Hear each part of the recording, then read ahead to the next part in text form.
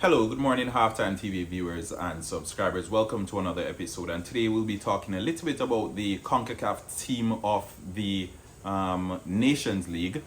But before I even get to that, I want to say football is a cycle. So this minute the fans hate you, the next minute you're the best thing since sliced bread. Before we go any further into today's episode, remember, smash the like button and subscribe to the channel if you haven't yet done so. Shout out to our sponsors as well. Quick Link Shipping, anything you need whatsoever shipped into the island, they have you covered. A matter of fact, later on this week, if you're in the Montego Bay or the Hopewell area of Hanover, you can check out Quick Link Shipping's job fair, which is being held in the town of Hopewell. So back to the matter at hand. We're talking about Michael Hector. Now, Michael Hector and Dexter Lembikisa are two of the Jamaicans who made the Nations League team of the tournament. Obviously, it was dominated by US players because, after all, they were the champions. But I want to take the conversation directly to Michael Hector.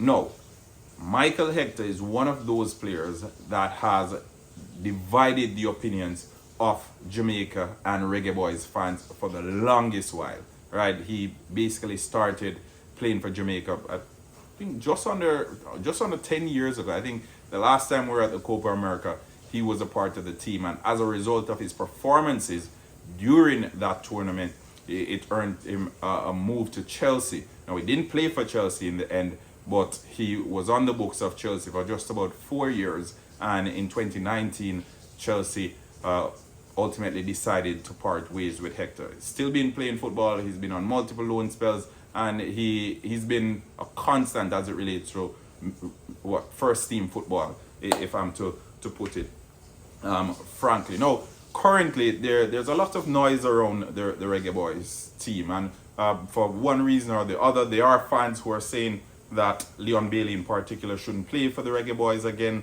I'm on the side that actually thinks he can make it up with the coach, and in a couple of months we will see him back with the team, and I hope that's what happens. But I'm using Michael Hector as a key or a main example during my dialogue today, because I think using Hector as an example is actually the way forward for a lot of footballers, because he's been garbage for the Reggae Boys at certain points, but he's also been exceptional for the Reggae Boys at certain points as well. And we can't act as if it's a case where it's all bad, or he's never been great for Jamaica. When he plays in defense, I think he provides a little bit more to the team.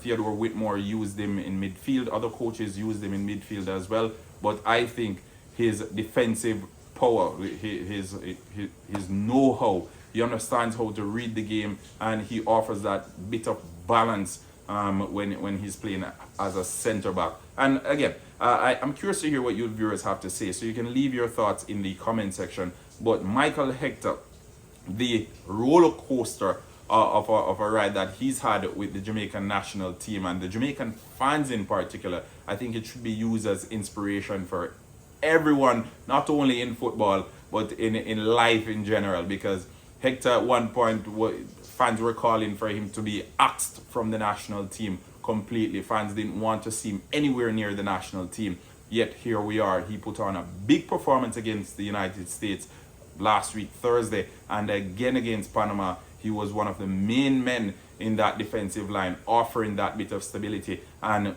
now we see, because previously Hector was the one who was basically pushed up to the midfield role, and now he's the one staying in the back four or back five, whatever the formation is on the day, while Damian Lowe is being pushed up a little bit to play in midfield. So maybe that was the solution all along. Maybe the previous coaches got it wrong.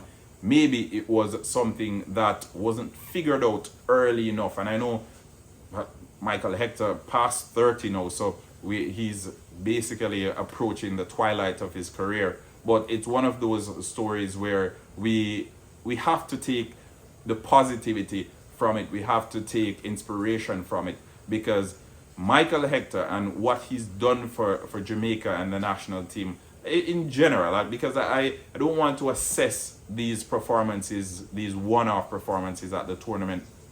I think as a body of work that he's put together, he's done more good than harm to the Jamaican national team, especially when he's played in defense. I think, again, I'll reiterate, him being played in midfield, I don't know where that came about, but seeing him in the defensive unit, I think that's where he belongs, and I think that's where he has the most to offer for the national team. The coach said after the game against Panama that Damian Lowe was a steal that we've been missing in midfield, and I think now we don't have to look any further for that midfield pivot that we've been lacking for however long. Now we can bring in the creative players who can run forward and pick passes and that sort of thing, knowing that Damian Lowe is there to sweep up and to ensure that there's cover provided for the defenders. And sometimes the defenders are exposed as well. In previous years or in past stints, defenders for the Reggae Boys have been exposed.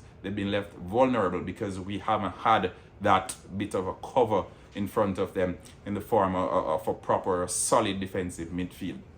So Michael Hector and what he's done throughout this tournament, and not only this tournament, but what he's done when he's played in defense for Jamaica in previous tournaments, it has shown that that's where he should actually play, and we shouldn't move him from the defense line anytime whatsoever in the future.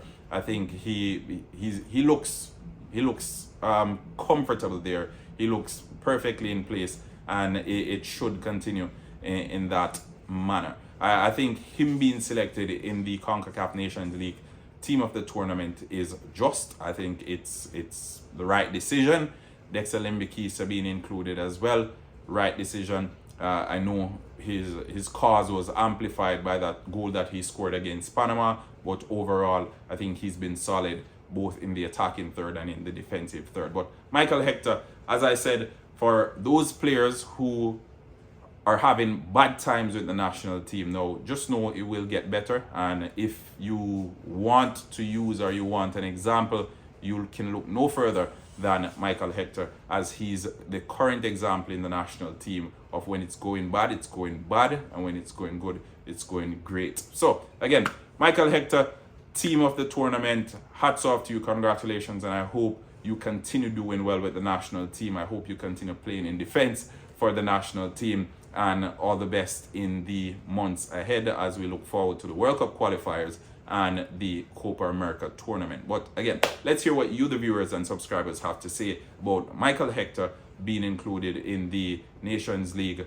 team of the tournament. Big performances from him, no doubt about that.